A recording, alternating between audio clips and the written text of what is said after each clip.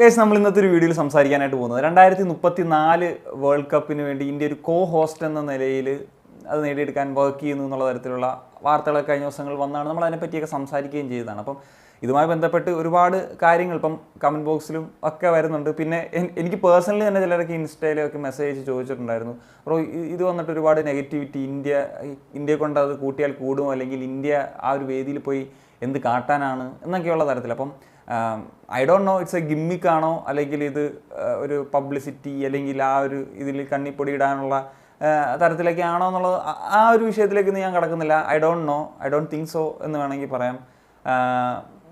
കാരണം നല്ല രീതിയിൽ എല്ലാം വരിക എന്നുള്ളതാണ് as A Indian football fan എന്ന നിലയിൽ ഞാൻ ആഗ്രഹിക്കുന്നത്. പക്ഷേ വന്നിട്ടുള്ള ചില കമൻസ്, ഒരുപാടധികം കമൻസുകൾ വന്നു. അപ്പം ഇതിൽ കുറച്ചൊരു ക്ലാരിഫിക്കേഷൻ എന്ന നിലയിൽ കുറച്ച് കാര്യങ്ങൾ കൂടി പറയാം എന്നുള്ള തരത്തിലാണ് ഈ ഒരു വീഡിയോ ചെയ്യാനായിട്ട് പോയത്. അപ്പം അതിൽ വന്ന പ്രധാനപ്പെട്ട ഒരു കമൻറ്റാണ് 2034 വേൾഡ് കപ്പ് സൗദിയിൽ തന്നെ നടക്കട്ടെ, ഇന്ത്യയിൽ മര്യാദയ്ക്ക് ഒരു സ്റ്റേഡിയം പോലും ഇല്ല എന്നുള്ളതാണ് ഒരു പ്രധാനപ്പെട്ട കമൻറ്റ്. ഇപ്പം അതിൻ്റെ ഒരു പൊരുളെന്ന് പറഞ്ഞാൽ സൗദി ആണെങ്കിൽ അത് നല്ല വൃത്തിക്ക് നടത്തും, ഇന്ത്യ ആണെങ്കിൽ അത് കുളമാകും എന്നുള്ള ഒരു തരത്തിലാണ്. ഇന്ത്യയിൽ ഒരു നല്ല സ്റ്റേഡിയം ഒന്നുമില്ല, റൈറ്റ്, ഫുട്ബോൾ സ്റ്റേഡിയം ഇന്ത്യയിൽ ഒരു പ്രോപ്പർ ഫുട്ബോൾ സ്റ്റേഡിയം ഇല്ല എന്നുള്ളത് ഒരു ശരിയായിട്ടുള്ള കാര്യമാണ്. പക്ഷേ നമ്മുടെ കയ്യിൽ ബ്രോ 10 വർഷമുണ്ട്.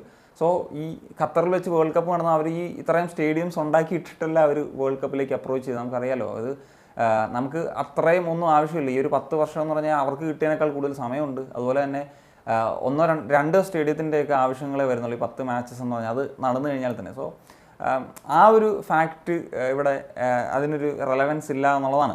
ഇനി അടുത്തൊരു കമൻറ്റാണ്, വാർ വെക്കാൻ പോലും ഫണ്ടില്ലാത്ത ഇന്ത്യൻ ഫുട്ബോൾ ഫെഡറേഷൻ ആണ് പിന്നെയാണ് വേൾഡ് കപ്പ് എന്നുള്ളത്. ആക്ച്വലി ഈ ഒരു വാർ എന്ന് പറയുന്നത് നമുക്കറിയാമല്ലോ, ഇത് നമ്മുടെ ലീഗ് നടത്തുന്നത് ആരാണ്, അതുപോലെ ഫെഡറേഷൻ അല്ലെങ്കിൽ FSTL ഇവരുടെ കയ്യിലൊക്കെ ഉള്ള കാര്യമാണ്. അപ്പം ഇവർക്ക് ഇതിൽ നിന്ന് കിട്ടുന്നതനുസരിച്ച് വേണം ഇതിൽ ഇൻവെസ്റ്റ് ചെയ്യാന്നുള്ള പല കാര്യങ്ങളും ഇതിനകത്ത് നിലനിൽക്കുന്നുണ്ട്. പക്ഷേ ഒരു വേൾഡ് കപ്പ് എന്ന് പറയുന്ന ഒരു ഇവൻറ്റ് ഒരു രാജ്യത്തിലേക്ക് വരുമ്പോൾ അതിന് ഉറപ്പായിട്ടും ഗവൺമെൻറ് സപ്പോർട്ട് ഉറപ്പായിട്ടും ലഭിക്കും. ഇപ്പം ക്രിക്കറ്റ് വേൾഡ് കപ്പ് പോലെയൊന്നും അല്ല ഫുട്ബോൾ വേൾഡ് കപ്പ്. കാരണം ഇപ്പം നമ്മുടെ രാജ്യത്ത് ഇപ്പം ക്രിക്കറ്റ് വേൾഡ് കപ്പ് നടന്നു, പക്ഷേ അത് ഇന്ത്യയിലുള്ള ആളുകൾ തന്നെയാണ് കൂടുതലും സ്റ്റേഡിയത്തിൽ വന്ന് വിസിറ്റ് ചെയ്ത് കളി കാണുന്ന ആളുകൾ എന്നൊക്കെ പറയുന്നത്. പക്ഷേ ഒരു ഫുട്ബോൾ വേൾഡ് കപ്പ് നടന്നു കഴിഞ്ഞാൽ ലോകത്തിൻ്റെ നാനാഭാഗത്തിലുള്ള ആളുകളും ഇന്ത്യയിലേക്ക് എത്താനും അത് ഇന്ത്യയെ പലതരത്തിൽ നമുക്ക് മെച്ചപ്പെടാനോ അല്ലെങ്കിൽ പലതരത്തിൽ നമുക്കത് ഉപകാരപ്രദമാകുന്ന രീതിയിലേക്കൊക്കെ പോവുകയും ചെയ്യും. ഇനി മറ്റൊരു കമൻറ്റാണ്, മനക്കോട്ട കെട്ടാൻ വരട്ടെ, നെഗറ്റീവ് പറയുകയല്ല, എനിക്കിപ്പോൾ ഇവിടെ അലോ ചെയ്തു ഇനിയിപ്പോൾ ഇവിടെ അലോ ചെയ്തു എന്നിരിക്കട്ടെ, ഫിഫ ഒഫീഷ്യൽ വന്ന് ഇവിടുത്തെ സ്റ്റേഡിയം ചെക്ക് ചെയ്യും, ഇവിടെ ഫുട്ബോളിന് വേണ്ടി സ്റ്റേഡിയം ഉണ്ടോ, മഴ പെയ്താൽ ഒളിച്ചിറങ്ങുന്ന സ്റ്റേഡിയം അല്ലേ,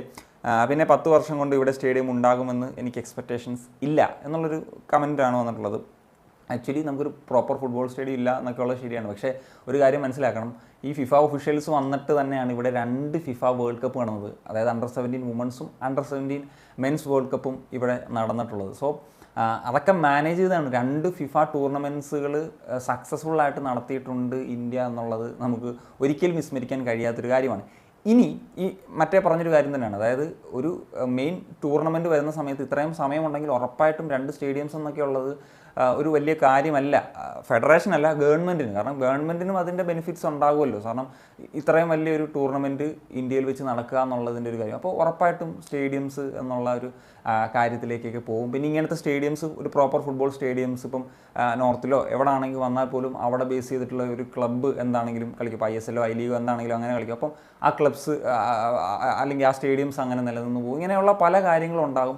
സോ ഫോർ മീ ഈ പറഞ്ഞതുപോലെ ഇതെന്താണ് സംഭവിക്കുക എന്നുള്ളതൊന്നും എനിക്കറിയില്ല. പക്ഷേ ഇങ്ങനൊരു വേൾഡ് കപ്പ് നടക്കുകയാണെങ്കിൽ, അതായത് 2034 വേൾഡ് കപ്പ് ഇന്ത്യക്ക് ഒരു 10 മത്സരമെങ്കിൽ 10 മത്സരം കിട്ടുകയാണെങ്കിൽ, അല്ലെങ്കിൽ ഇന്ത്യക്ക് കളിക്കാൻ ഒരു ഓപ്പർച്യൂണിറ്റി കിട്ടുകയാണെങ്കിൽ അതൊരു മാസീവായിട്ടുള്ള ഒരു മൂവായിരിക്കും. മാസീവായിട്ടുള്ള ഒരു ചേഞ്ച് ഇന്ത്യൻ ഫുട്ബോളിന് ഉണ്ടാക്കുമെന്നുള്ള കാര്യത്തിൽ സംശയമൊന്നുമില്ല.